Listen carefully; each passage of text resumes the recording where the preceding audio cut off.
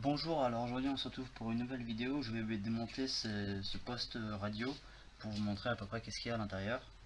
Donc premièrement j'aimerais m'excuser pour le temps de retard qui a pris pour cette vidéo. Enfin c'est pas la seule, pour toute la chaîne d'ailleurs. Simplement parce que en ce moment il y a le brevet blanc, enfin il y avait le brevet blanc. Je dois réviser aussi pour le brevet normal. J'avais les épreuves d'histoire des arts à faire, et il y avait les vacances parce que dans les deux vacances qui sont venues, enfin dans les deux périodes de vacances qui sont venues, je suis parti en vacances quoi. Donc pendant ce temps j'ai pas pu faire de vidéo.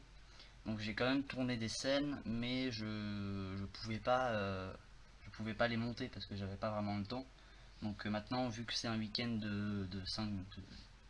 un week-end de 4 de 4 jours, je peux les faire quoi, et monter. Donc c'est pour ça que je propose cette vidéo aujourd'hui. Donc on va commencer le démontage. Alors, voilà, j'ai réussi à le démonter. Donc en fait j'ai dû m'y prendre à la perceuse, parce que tout simplement mon tournevis ne rentrait pas assez loin dans le truc. Donc ce que j'ai fait, j'ai pris la perceuse et pour enlever, enfin pour couper les espèces de trucs qui retenaient la carcasse. Donc j'ai coupé avec ça là. Normalement c'est un truc pour couper du bois avec justement l'embout. Donc maintenant j'ai réussi à le détacher. Donc ce qu'on voit en premier, c'est qu'on voit un haut-parleur. Donc non, il y en a deux. Attendez.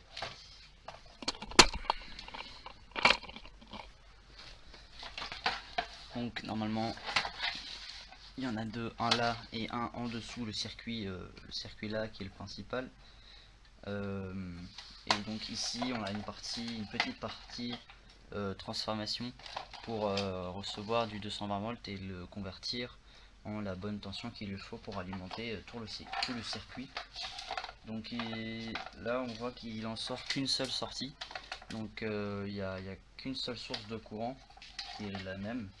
Donc je sais pas vraiment en quoi ça sort, mais on va voir ça. Donc prendre ma pince.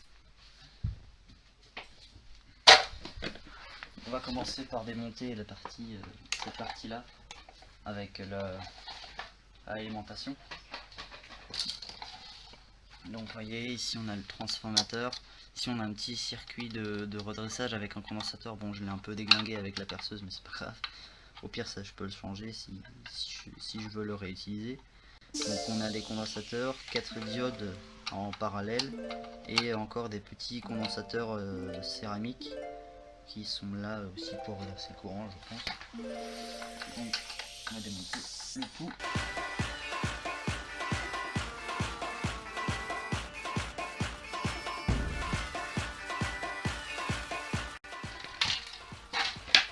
Alors j'ai pu remarquer un premier truc qui est déjà assez intéressant sur le montage, c'est qu'ici vous voyez qu'on a un petit switch qui va servir en fait à ce que quand on va brancher notre prise de 120, en fait ça va basculer, je veux dire l'alimentation l'alimentation par exemple de la batterie à celle du 220. Donc ça, vous voyez qu'on a une espèce d'interrupteur là, et en fait il est activé par une petite languette qui est à l'intérieur. Donc dès qu'on va enfoncer la tige, ça va se faire. Donc ça c'est une fonction que j'ai encore jamais vue. Donc voilà. Et donc je pense que ça doit nous sortir du 9 volts. Donc voilà, truc normal.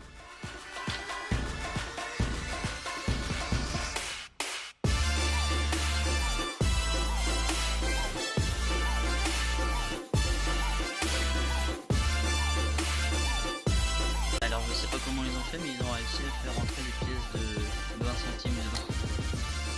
Même de 2.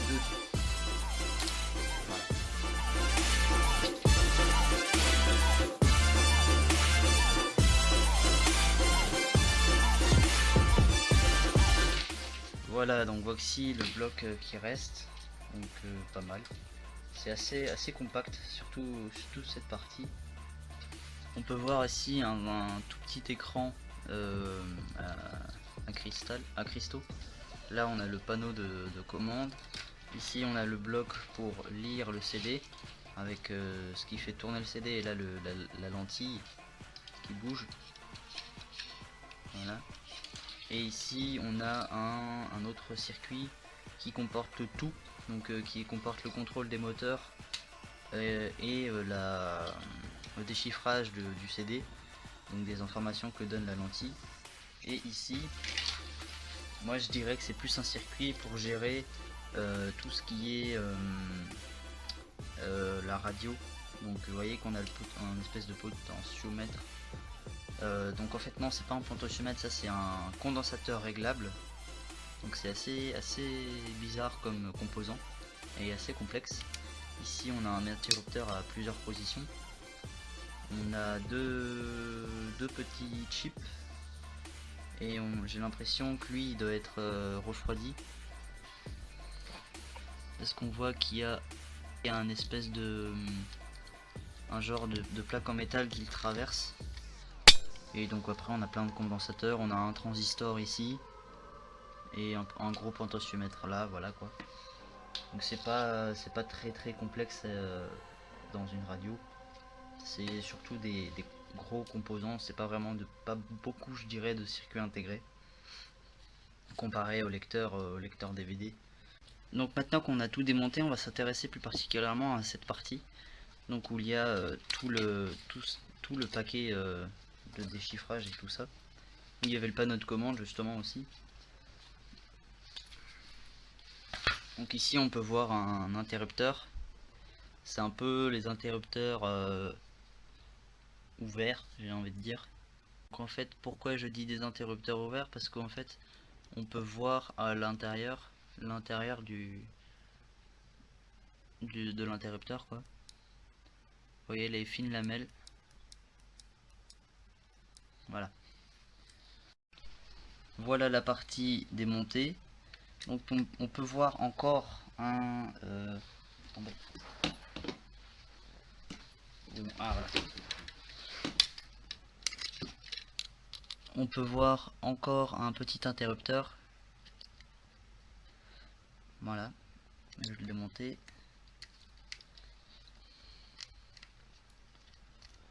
Hop. Voilà. Le voilà.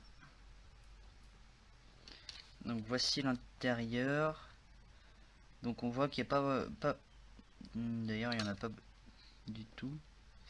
Il n'y a pas de composants CMS, donc les tout petits composants. On voit qu'il y a quand même c'est des petites résistances, mais c'est pas ceux qu'on a l'habitude de voir dans un lecteur DVD par exemple.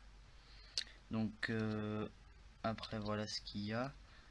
On a beaucoup de condensateurs, c'est surtout pour les circuits intégrés qui s'ouvrent à l'arrière. Donc on peut voir que lui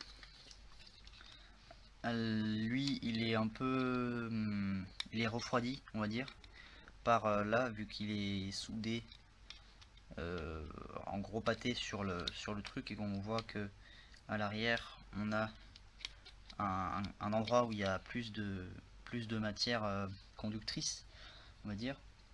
Et ici on voit des connexions externes à la plaque PCB, donc ils ont été rajoutés pour faire des connectiques comme du fil quoi. Et donc là je vais enlever la nappe. Donc voici le circuit, on a 3 contrôleurs derrière. Voilà, je vais vous montrer à la caméra si vous voulez savoir ce que c'est. Voilà. Voilà. Donc maintenant on va s'attarder un peu sur le mécanisme qu'il y a. Donc on en a un premier avec un moteur. Attendez. Hop. Un moteur qui va faire avancer la lentille. Voilà. Et on en a un deuxième, celui-là il va servir à faire tourner le DVD, enfin le CD en l'occurrence. Donc après c'est quasiment, enfin c'est le même système pour tous les lecteurs, que ce soit lecteur DVD, lecteur CD ou lecteur Blu-ray. C'est exactement le même système, c'est juste des fois la lentille qui doit changer je pense. Et après il y a des variations entre différents modèles, mais c'est quasiment la même chose quoi. Donc voici la lentille, enfin la lentille elle est ici, mais le système qui entoure la lentille le voici. Donc je vais le démonter. On va commencer par cette vis là.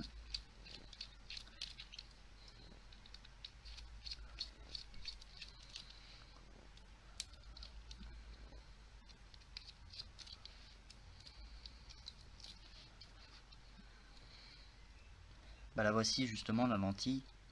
Voilà, là on la voit bien. Et ici on a un laser juste là. Donc je vais démonter le tout pour voir. Je vois qu'il y a des fils qui partent à l'intérieur, donc je pense qu'il y a une deuxième LED ou un truc dans le même style. Donc ici on voit qu'il y en a une première. Je vais essayer de l'extraire.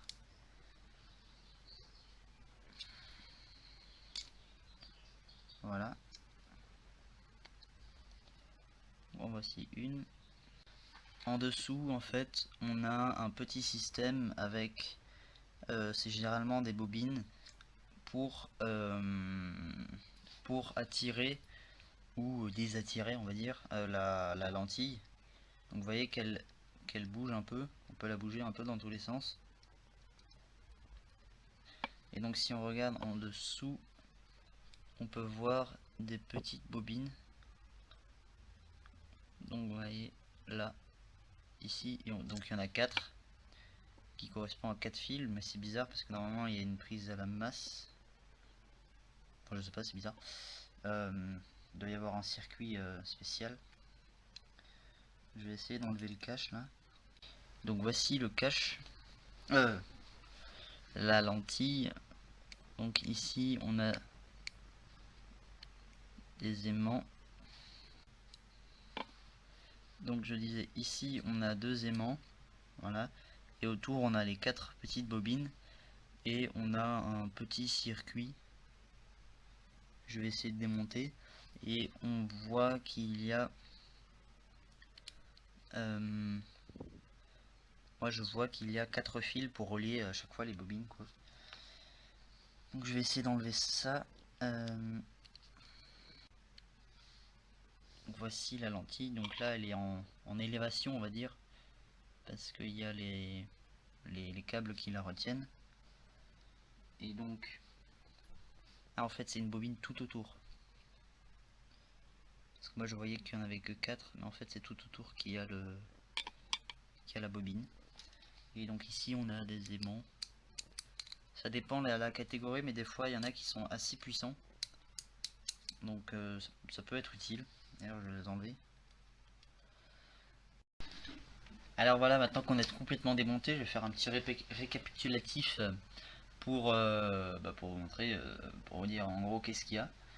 Donc moi je trouve que démonter une radio c'est assez utile si on veut s'initier dans l'électronique et si on a besoin de composants.